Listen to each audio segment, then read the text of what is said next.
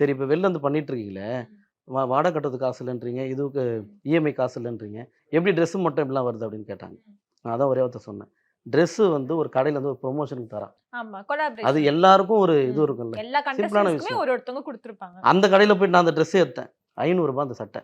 ம். எவ்வளோ? ரூ. ரூ. 500. 500. ஒரு ஆள் போடுறான்னா, அவன பார்த்து நம்ம யோசிக்கிறோம். ஐயோ! இப்ப கானா வினோத் போடுற ட்ரெஸ் வந்து ரூ. 5000 ரூ. 10,000 இருக்கும் போல இருக்குதுன்ட்டு.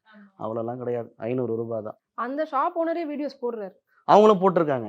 அது தெரியாத தற்குறிகள் நமக்கு ஃபோன பண்ணி, இந்த மாரி வந்து நீங்க தான் அதுக்கு செலவு பண்ணீங்களா?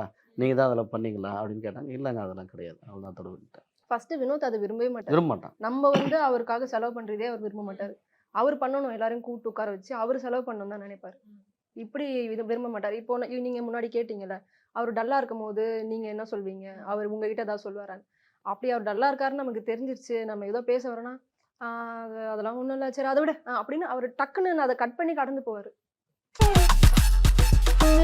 Let's go holidays. Travel beyond boundaries.